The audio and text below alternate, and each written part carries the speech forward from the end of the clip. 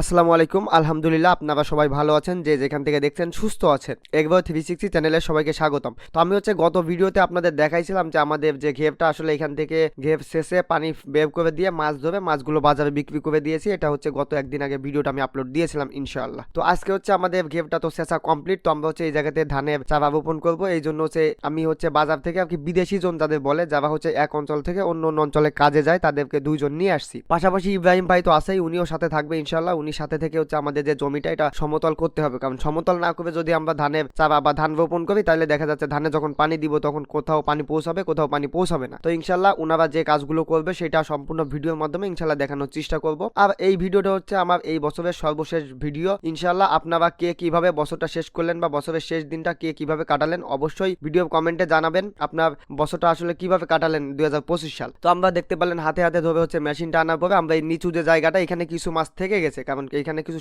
শূন্য মাছ নামে যে মাছটা আসলে ওই মাছগুলো ছিল, প্লাস অন্যান্য কিছু মাছ ছিল, কিছু সামান্য চিংড়ি মাছও ছিল, যেগুলো আমাদের ওই সময় স্বল্পতার কারণে সম্পূর্ণ মাছগুলো আর কি ধরে উঠা হয়ে ওঠেনি। তো আমরা আজকে নিচের জায়গাটাতে পানি একটু বেশি, তো এই জায়গাটাও সমতল করতে হবে বা মই দিতে হবে। তো আমরা এই জায়গার পানিটা মেশিন দিয়ে উপরে উঠাই দিব, যাতে উপরের জায়গাতে মই বা সাঙ্গল এক এক অঞ্চলে যেটাই বলে আর কি, এটা যাতে আমাদের টানতে সুবিধা হয়, যাতে কষ্টটা কম হয় আর কি। তো ইব্রাহিম ভাই প্রথমে মেশিনটা স্টার্ট দেওয়ার চেষ্টা করতেছিল। শীতকাল তো আসলে শীতকালে স্যালো মেশিন অতটাও সহজে স্টার্ট হতে চায় না, অনেক সময় দেখা যাচ্ছে 2 দিন বা 4 বার বা সর্বাধিক চেষ্টা করার পরে যে মেশিন স্টার্ট হয়। তো উনি আসলে 2 বার চেষ্টা করার পর যখন দেখলাম যে না উনি ব্যর্থ হয়েছে, তারপর আমি দেখতেছিলাম যে আসলে মেশিনটা স্টার্ট হয় কিনা। তো ভাইবে বললাম ভাই মেশিনটা শক্ত করে চেপে ধরেন যেন মেশিন না নড়ে। তো উনি আসলে আমার কথা মতো সেইভাবেই ধরছিল। আমি আমার গায়ে যত শক্তি ছিল সর্বোচ্চ শক্তি দিয়ে আসলে মেশিনটা স্টার্ট দেওয়ার চেষ্টা করলাম। আলহামদুলিল্লাহ মেশিনটা স্টার্ট হয়েছিল। তো তারপর আমরা মেশিনটা এই জায়গাতে চালাই রেখে আমরা উপরের যে জায়গাটা দেখতে পাচ্ছেন আসলে আমাদের ঘেরের সম্পূর্ণ যে জায়গাটা, এটা আমরা মই বা সাঙ্গল দিয়ে সমতল বানাবো। তো যে দুইজন বিদেশি জন আসছে, প্লাস আমরা তো 3 জন আছি, আমি ছিলাম, আব্বু ছিল,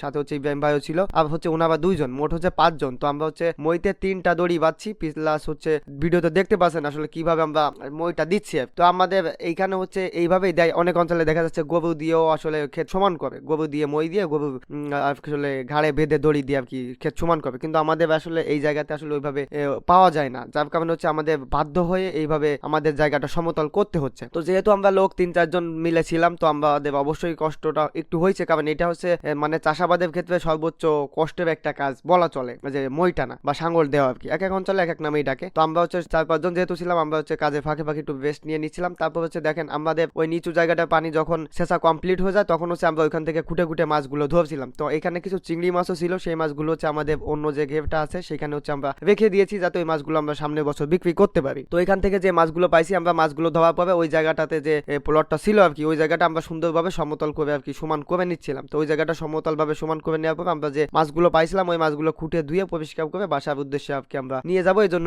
সুন্দর মতো করে হাড়িতে উঠাই নিচ্ছিলাম। তো আমি আপনাদের এখানে একটা কথাই বলতে চাই, যে যদি আপনারা ভালো কিছু করতে চান তো অবশ্যই আপনাদের কষ্ট করা লাগবে, পরিশ্রম করা লাগবে। দেখেন শীত কিন্তু বাংলাদেশের সব জায়গাতেই চলে আসছে, আলহামদুলিল্লাহ শীত কম বেশি সব জায়গাতেই পড়ছে। তার ভিতরে দেখেন শীতের ভিতরে গায়ে শীতের জামা কাপড় বেঁধে পরে কিন্তু আমাদের কাজ করতে হচ্ছে, কারণ মানুষ যতটা পরিশ্রম করবে তার জীবন ততটাই উন্নত হবে বা সে তত জীবনে ভালো স্থানে পৌঁছাতে পারবে ইনশাআল্লাহ। তো আমরা আমাদের সর্ব কাজগুলো এখানেই শেষ করে এই দিনের মতো আমরা বাসাতে চলে গিয়েছিলাম। তো আজকের ভিডিও এই পর্যন্তই। যদি ভিডিওটা ভালো লাগে অবশ্যই কমেন্টের মাধ্যমে আপনার মূল্যবান মতামত জানাবেন, আর যদি চ্যানেলে নতুন হয়ে থাকেন অবশ্যই চ্যানেলটি সাবস্ক্রাইব করে পাশে থাকবেন ইনশাআল্লাহ। আর আপনার ভাই বোন বন্ধুদেরকে ভিডিওটা শেয়ার করে দেখার সুযোগ করে দিবেন। আসসালামু আলাইকুম ওয়া রাহমাতুল্লাহি ওয়া বারাকাতুহু।